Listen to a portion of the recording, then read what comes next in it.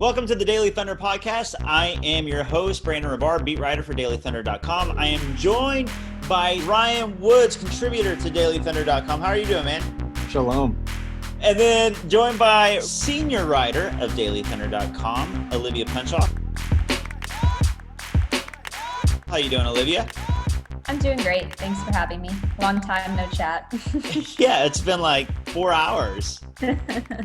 So we're going to talk about this Thunder season, this surprising, fun, entertaining, exceeding expectations season that ultimately ended in an exciting, exceeding expectations, but disappointing there at the end because it could have come out better. 7-game series against the Rockets. So just overall thoughts, general feelings of the season though. Olivia. Honestly, it feels like that was like 5 years ago that we were in a 7-game series with the Houston Rockets. It's crazy. So like general thoughts, I mean, I guess if I'm comparing to how I felt at the start of the season, then obviously exceeded expectations, can't be anything but super excited about the future of the Thunder. But as we started to progress through the season and this team started getting better, I feel like my expectations for them started to go up also. So in that sense, it was a little disappointing because it was really just like a 50-50 situation there at the end where they were like 2 seconds away from being in the second round. And that's disappointing.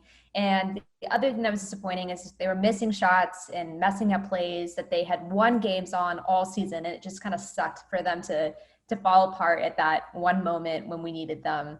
And so that was kind of disappointing. And then SGA, not going to lie, it was kind of disappointing in that game. I don't know what that inbounds pass was, but hopefully he is taking this time to grow.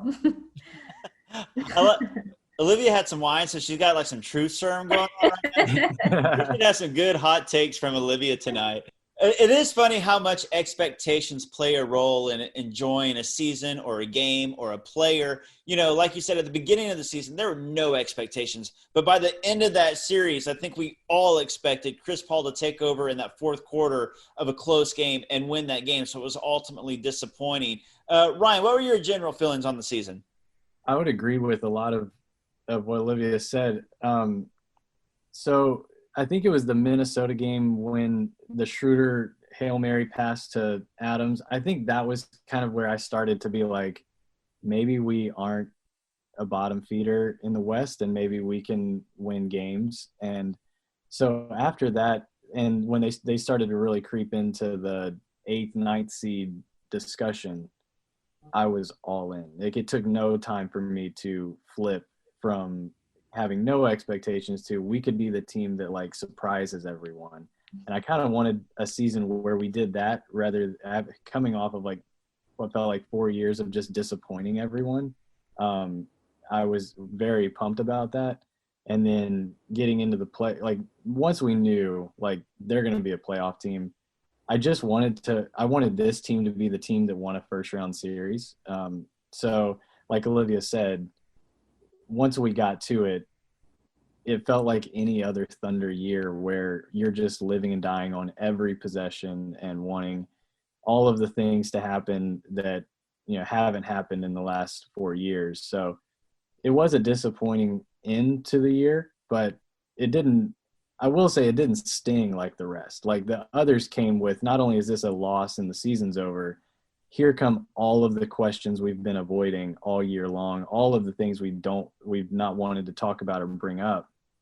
But everything's just gravy. Like even the Chris Paul tribute video, his like what felt like a goodbye was like, man, love you.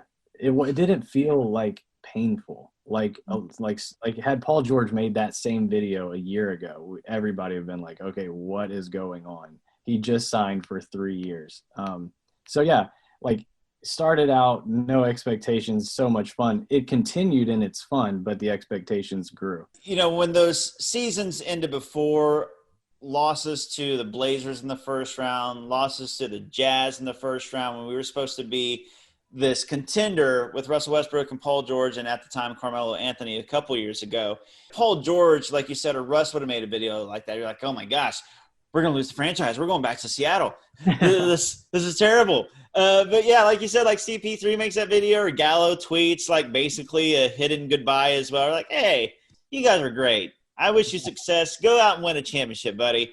Because the future is set. I think the unknown for so long was what's going to happen to this team. Kevin Durant left. What's going to happen? Russell Westbrook and Paul George leave. What's going to happen?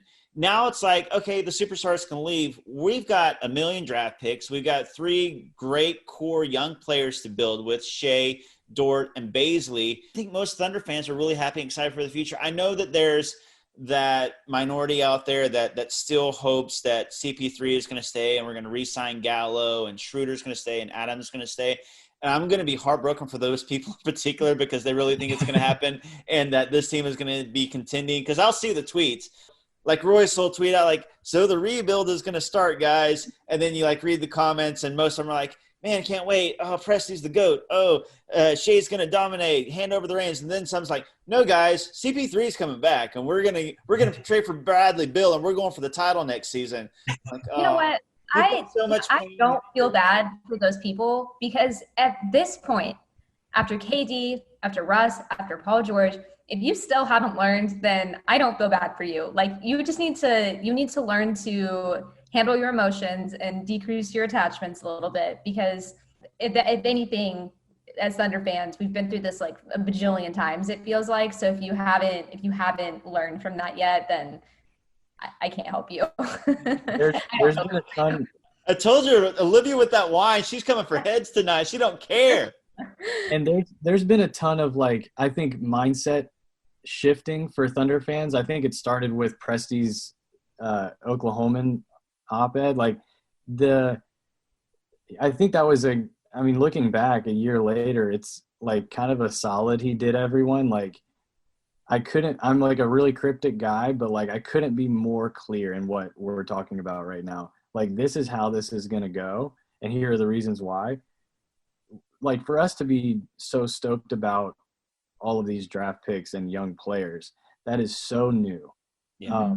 And for us to already be this excited about it, I think is a testament to how like the tightrope walk that Presti's been on for the last 18 to 24 months. Like he's seen it coming for much longer than we've wanted to talk about it. And the fact that we're here and we're talking about how pumped we are for the future is a testament to that front office because they've set it up to have such a bright future and things to get excited about. But we as a collective, a fan base, it's been such a quick, seemingly easy transition. I know, like you're saying, for some people they're not there yet, but like for the most part, it feels like Thunder fans are like very aware of what's going on and excited about it. And I think that's a cool place to be in. It's a new place to be in because we've just been about like, are we going to get to the finals this year? And then it ends with disappointment. To be in a place where to have a year coming up, if everybody moves on, where there's no pressure and we're just getting these young guys a ton of minutes and losing games honestly benefits you. Like it's going to be a very weird year, but I'm in. I'm ready for it. Yeah, it's exciting because, it's easy to lose. Like if we're supposed to lose, if that's the goal, we're never going to be disappointed. Like the times that like Bailey and Dort and Shea like show out and we get a win, we're like, hey, these guys are awesome. They just beat like, a contending playoff team. And the times they lose, like, hey, awesome. We're supposed to lose. That's better for our draft pick. Like it's a no-lose situation going forward. And I like watching young players develop and play and get to know them and kind of build that culture. And so I'm excited to see it. This season was like this cool, put it in the time capsule. Remember that time CP3 came back? That was like a special season, exceeded all expectations. And then I think this is going to be its own thing. I think that most of the vets are going to be gone. It's going to be a youth movement. It's also exciting to think about trades. There's this weird trade culture, and I call it weird, but I'm a part of it too. I'm not going to lie. I've been on TradeNBA.com. I've been doing some trades, and it's kind of fun and exciting. And that's the one thing we always win. We always win trades. So it's exciting to think about what's going to happen there. Like what kind of fleecing can Presti do in trades? Olivia, going forward, you mentioned Shea, but which young player centerpiece? We're only going to talk about 3 because God bless Nader and Burton and Diallo. I wish them well. But as far as core guys, we're talking about Shea, Dorton, Baisley. That's the future that they're going to build around and put pieces around. Which one of those three are you most excited about? Okay, so I feel like this is not a real question for Olivia because the answer is obvious. It's obviously Darius Bailey, but I have good reason. And it's not just because I think he's just like genuinely the nicest person.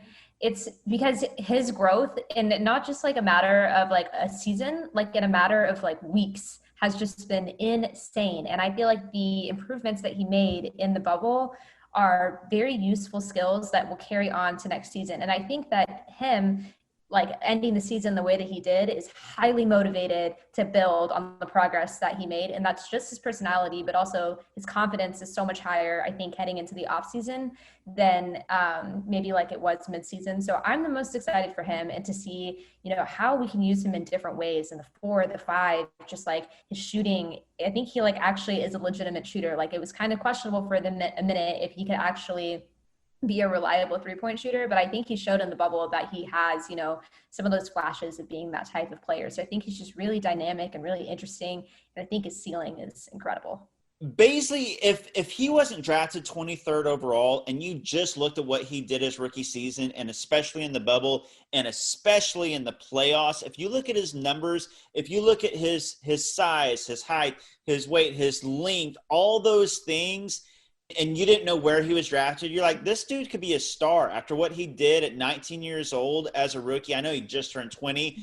He was the youngest player in the playoffs. His stats were incredible. I mean, like across the board, offensively, defensively. If you took away the number 23 from his draft pick, and if you just saw that he was a top 10 recruit coming out of high school, you'd be like, this dude's going to be a star. What do you think, Ryan? I completely agree. And my biggest takeaway from Baisley in the playoffs was that he just seemed fearless. He just didn't seem like he was flinching at all.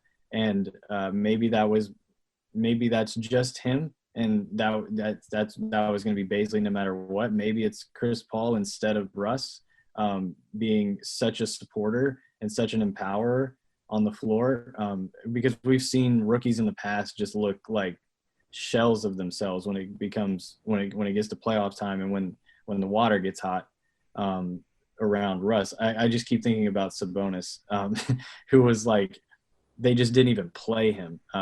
He looked legitimately terrified to be on the floor.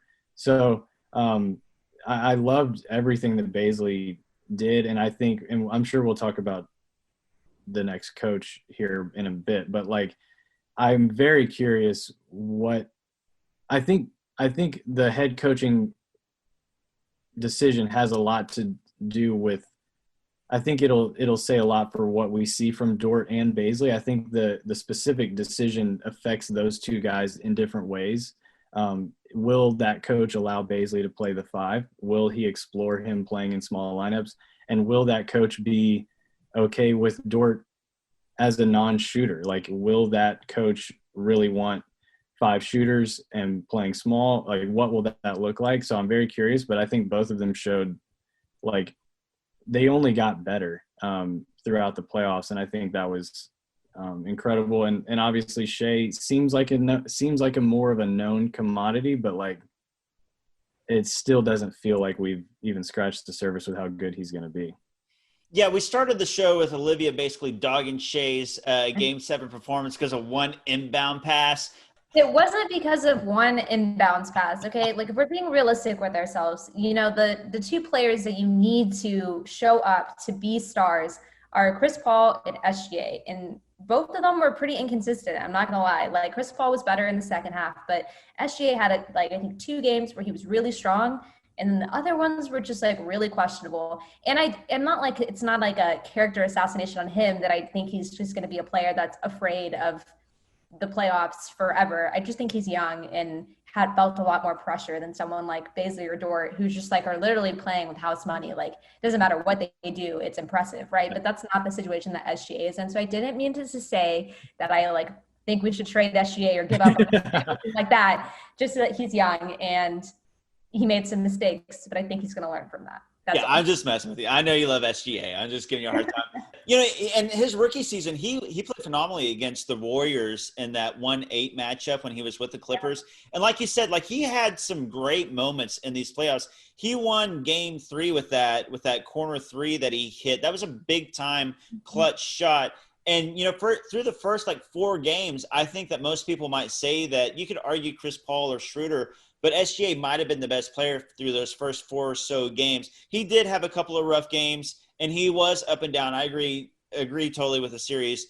And he looked like a little bit passive in moments in the playoffs. I agree with that as well. But I think overall, as like a 22-year-old kid, he was just in this weird position where it's like, we all know you're the future star of this team, and we're going to give you the reins. But right now you're kind of sharing the keys with Chris Paul and with Dennis Schroeder, and you're kind of a point guard, but you're kind of a shooting guard, and we kind of want you to take over sometimes, but kind of like step back and let Schroeder and Chris Paul do. Like, it worked well. Obviously, that 3-point guard lineup was like a special dominant lineup all season long. I'm really curious to see what happens when it's officially his team, and if that affects how passive or aggressive he may be. And hopefully he goes to another level. Maybe not. Maybe that's not in him. I'm hoping that we see that from him. So we talked about Shea. We talked about Baisley. The third piece, before we move on to the coaching search, Lou Dort. Do you think that we've seen – I don't want to say a ceiling because that's ridiculous. I mean, he's a 21-year-old undrafted rookie. Let me phrase it like this. Do you think that he's a specialized role-playing defensive player, or do you think that he can be a legit core piece that you build a championship team around, Ryan? I think his ceiling is higher than what we saw. To answer your question like that, I think he has room to improve as far as decision-making, as far as ball handling, obviously shooting. So if he can square away some of those things, if he can just improve his shooting – enough to have guys guard him. And again, we are so far away from Dort having to play in a high stakes game again, it seems like.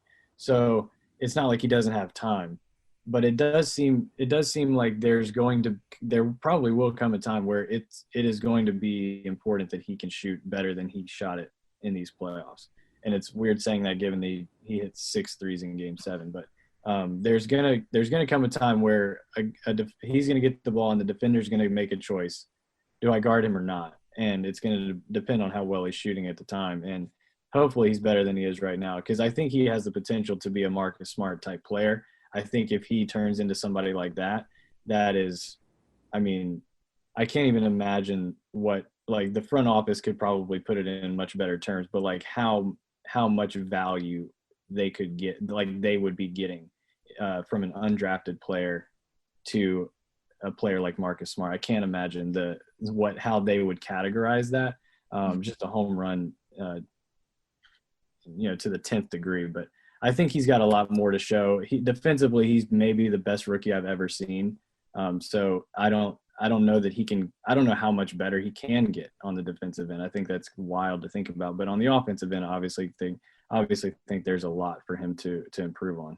It's an exciting future for the Thunder. 20, 21, 22, and those 3 guys, at moments, each of them were the best player in the playoffs for the Thunder. Each played a huge critical role for the Thunder. Olivia, I kind of dismissed all the other young guys. I don't want it to be like, hey, that's the entire Daily Thunder's opinion. I'll throw it to you. Do you see any of these players sticking around besides those 3? Do you see any potential in the likes of Diallo, Burton, Nader, any of the Isaiah Roby, Kevin Hervey, Devin Hall? Are any of these guys going to be around here 2 years from now? Clean house on the whole situation. I'm sorry. Okay, well, so the majority of the people that you just mentioned were like, okay, yeah, we're all in agreement. Like, they didn't even play, so like they're not even factors. So I feel like the 2 most important people that you mentioned are Diallo and Ferguson. And if you're asking me, I'm done. I'm over it. It's canceled. I'm ready to move on. Yeah. I'm whatever excuses I've been making for them, or it's just like a Billy Donovan thing, or it's like a Sam Presti has a type thing. I'm done with it. What's great about this rebuilding phase is it's kind of like a clean slate. Obviously the vets are going to be gone, and then the young guys, they may stick around just because you got to fill up roster spots, and a lot of them have like 1 year left on their deal. So they may still be here next year, and they may get minutes because somebody's got to get minutes, but they're not in the long-term plans. What I'm really curious about with this whole new slate, I believe, and I could be wrong, I think that we'll see a shift from Presti. He built a team around Russell Westbrook and Kevin Durant. I think that the way that the league is going, Presti's a smart guy. I think that instead of these long defenders that can't shoot, I think we'll start to see him draft and bring in guys who are ball handlers, who can shoot, who move the ball well. And maybe that's just my hope. But seeing the decisions he's made lately, I think that he's going to go that way. I feel like seeing that 3-guard lineup and how effective that was. So if Chris Paul and Dennis Schroeder are gone, I think it would be in his best interest to find similar players who can recreate that same type of 3-guard lineup, exactly like you said, just because of the way the NBA is going. That seems to be the right move. And hopefully this like long defender thing was mostly just like this person has to play alongside Westbrook thing and not like a Sam Presti thing. Right. And I was going to throw it to you guys about a question on Presti's direction with Shea. Like, obviously Shea's a very versatile player, which makes it easy to build around. But at some point you have to decide what you think his ultimate role will be. And if they think he's a point guard or not. I think that is the first, like, major question when it comes to building out a roster going forward is, do you think Shea is the lead ball handler? And maybe they use all of next year to find that out. Mm-hmm. But I think I think there's a lot of very promising guards coming up in the next 3 to 4 years, and they're probably going to be in line to get one. And if they're not, they have the pieces to go get in line. And if they think that a point guard is what's needed next to Shea, then I just think they need to answer that question in the next year, because they will have to be. They're going to be forced to make their decisions at some point when it comes to whose hands is the ball going to be in.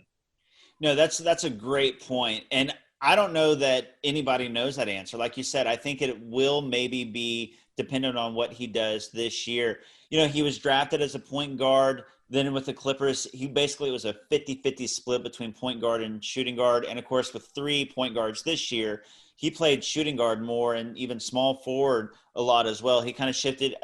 There's a lot of talk of positionless basketball going forward, and I think that is a thing. And, look, the 3 guys that Presti has to build around right now can all handle the ball, some of them better than others. But Baisley at 6'9", his handles are great, especially for a rookie, and he can play make. I don't know. Ultimately, I kind of feel like Shea might end up being a shooting guard. I thought he was a point guard, and I hope he still is. But I don't really think it matters as long as he's a good player, which he obviously is. Obviously, we got to talk about coaching change. Billy Donovan, I personally like the dude. Was he a good coach? Yes. Could he have been a better coach? Yes. Did he do a great job with his team this year? Yes. Did he probably mess us over from winning that series against the Rockets? Yes. I know that it wasn't Presti's decision really for him to move on. It was kind of Billy's decision because he didn't want to stick around for a rebuild. Totally understandable. But I think this may be a blessing in disguise. No disrespect to Billy, but I think that, the ceiling was kind of capped there. Who do you guys see coming in? Do you have a favorite? Do you think it matters? I mean, over the next couple of years since the Thunder are losing, do you want a great coach right now? What do you think, Olivia? So I alluded to this on Crossbolts. Shout out to Crossbolts, Mondays and Thursdays on Twitter. I don't think that the coach that the Thunder hire right now is going to be the coach that coaches this team when it's time to compete again. So I think that you're looking for a very specific type of coach who can develop young talent, who is okay with this rebuilding process, and who is not necessarily a playoff type coach. So that actually describes Billy Donovan in a weird way, but that's okay. That's in the past. So what I think that the Thunder should do is, for this interim period before they hire the coach, I think they should go with an internal hire. And I think they should hire Mo Cheeks because he already has a strong relationship with these players. He has obviously shown that he can develop young talent. He's been, consistently there with the Thunder as they develop some of their best players. And he's already done a great job with players like Baisley and Dort and SGA. So I think for now, go with an internal hire. Mo Cheeks is a great fit. And then 3 years from now or 4 years from now, however long this rebuild takes, then you hire a playoff coach like a D'Antoni or a Van Gundy or whoever that is.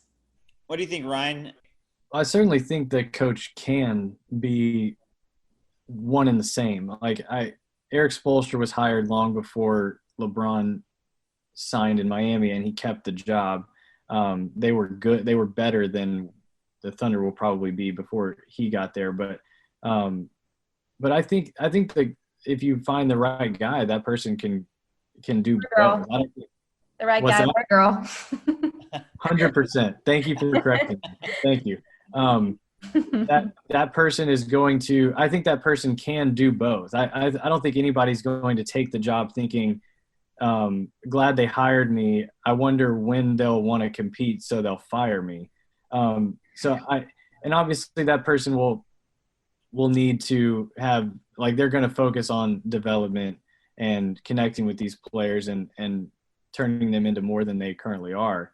But by no means do I think that person is automatically going to get fired when it comes time to make the playoffs.